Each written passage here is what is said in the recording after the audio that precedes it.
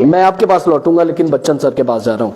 बहुत बहुत स्वागत है बच्चन सर। और आज आपसे सवाल मैं थोड़ा सा डिफरेंट पूछ रहा हूँ, क्योंकि जो आपका कार्य है वो शायद वैसा है जैसा इन्होंने कहा कि हम सिर्फ फ्यूचर आइंस्टीन की खोज में नहीं है, बल्कि हम ये चाहते हैं कि बच्चे साइंस को अंदर से जाने। अब मुझे आपसे ये जानना है कि वो बच्चों के अंदर जो क्यूरियोसिटी है उसको कैसे पैदा किया जाए, और उसके लिए क्या क्या चीजें जरूरी है कि आप किसी भी सब्जेक्ट को बहुत डीप कैसे जान सकते हैं। सवाल ये कि क्यूरियोसिटी और जिज्ञासा कैसे पैदा की जाए।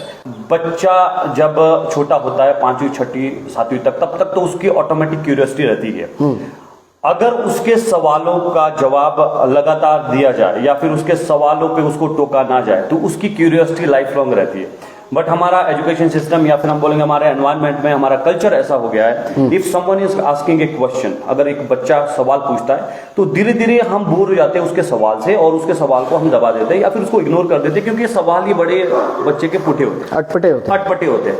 लेकिन जब बच्चा छोटा होता है, मेरी भी अभी बेटी है 8 महीने की, जब मैं देखता हूँ अभी तो वो उसने बोलना ही शुरू नहीं किया है, तो क्यूरियोसिटी है उसको हर चीज की। तो वो क्यूरियोसिटी 1 साल 2 साल जब बच्चा तब तो हमें अच्छा लगता है बचपन में, 1-2 साल तक तो बड़ा मजा आता है, वो टूटा फूटा बोलता है या बोलती है, इतने सवाल वो पूछता है जीवन को लेकर जो हम धीरे धीरे फिर काटना या बोर हो जाते हैं, हमारा मूड नहीं है, अब हम बिजी है, तो हम कुछ ना कुछ मोबाइल देके इधर उधर करके बच्चों को बिजी रख लेते हैं। तो उसके जो सवाल पूछने की प्रक्रिया है, जब हम वो तोड़ते हैं तो हम समझो कि उसकी क्यूरियोसिटी को, उसके जीवन की आगे जो उसकी खोज है आइंस्टाइन और रामानुजन को खोजने की, वो वहीं पे हम बंद कर देते हैं। अगर ये हमने करना है कि बच्चों के अंदर में क्यूरियोसिटी बनी रहे, जिज्ञासा बनी रहे, तो सवालों के जवाब हमें देते रहने होगा, बीइंग ए पेरेंट्स और बीइंग ए टीचर। मतलब उससे जो है कहीं ना कहीं वो जिंदा रहती है चीजें, जो बचपन है वो कहीं ना कहीं लाइफ लॉन्ग रहता है। बिल्कुल, सवालों के जवाब देने पड़ेंगे और लगातार देने पड़ेंगे।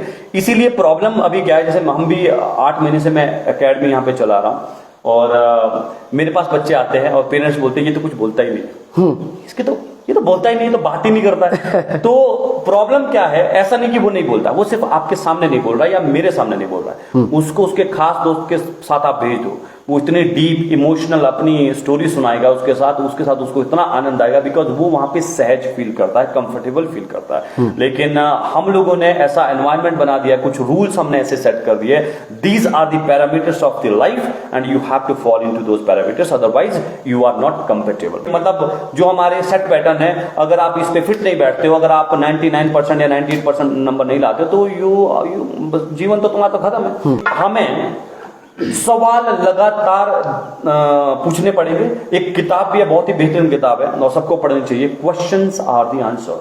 मतलब इतनी बेहतरीन किताब है, सवाल ही जवाब है। तो सवाल पूछो, पूछने का मौका दो। बहुत सारे ऐसे बच्चे हैं एकेडमी में एंटर करते ही, क्योंकि कॉन्फिडेंस बिल्डिंग की मैं क्लासेस करता हूं, वो रोते हैं शुरू में, नहीं जाना प्लीज मम्मी, मेरे को अभी नहीं जाना प्लीज, यहाँ नहीं जाना, बस बच्चे सबके पास नहीं जाना। After a week when they are comfortable with me, अब वो छोड़ ही नहीं रहा अकेडमी।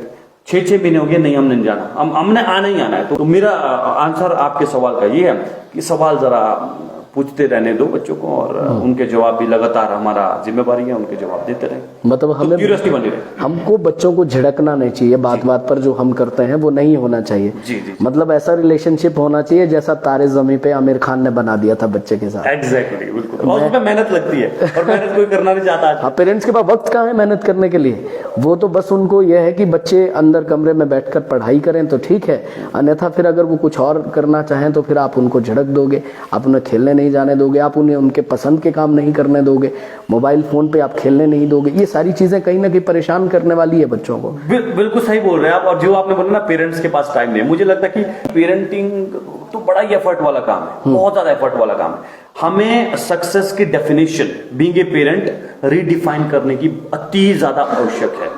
सक्सेस की definition, let me repeat it one more time, we need to redefine it, बहुत ज्यादा जरूरी है। हर एक पेरेंट्स की सक्सेस की डेफिनेशन आज की डेट में क्या है, ज्यादातर पेरेंट्स की सिटी में आगे है, बहुत ज्यादा पैसा खर्च हो रहा है, अच्छे किसी प्राइवेट स्कूल में पढ़ा रहे हैं, जो कि मुझे लगता है कि इस दौड़ में करना चाहिए, नहीं तो पीछे रह जाएगा बच्चा।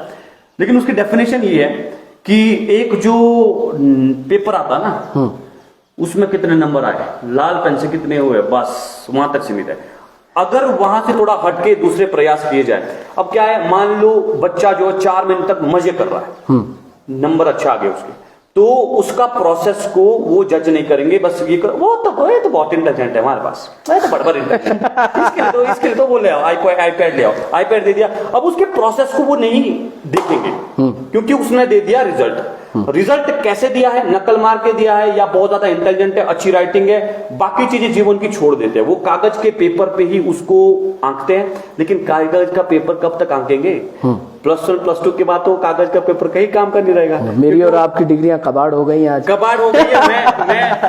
मैंने MBA किया है, 82% से किया है सारा MBA मैंने न्यू दिल्ली से। आज जब मैंने एकेडमी खोला था, मैं सोच रहा था मेरा आगे ऑफिस है, वहां ऊपर ही डिग्री लगा हुआ, वहां होगा MBA फ्रॉम दिस है ना यूनिवर्सिटी। ढूंढ के थक गया हूं, डिग्री नहीं मिल पी रही भाई साहब, डिग्री नहीं मिल रही। और जब मेरे हाथ में वो डिग्री थी, मुझे काम नहीं मिल रहा था। मैं गया नौकरी के लिए, you have mother tongue problem, interview में रिजेक्ट हो रहा हूं बार बार। तो डिग्री पीस ये कुछ नहीं है, लेकिन पेरेंट्स इतने मतलब प्रेशर करते हैं कि भाई डिग्री ये वो संभाल के रखो, कुछ नहीं है। हाँ, ये काम की जरूर है, ऐसा नहीं कि काम की नहीं है, इट डिपेंड्स। ठीक है, अगर आप कहीं गवर्नमेंट जॉब में जा रहे हैं तो आपको लगते हैं कागज, ये सब चीजें लगती है। तो मुझे लगता है कि कागज से बढ़कर जीवन है ना। कागज थोड़ी, कागज तो बाद में है, जीवन पहले है।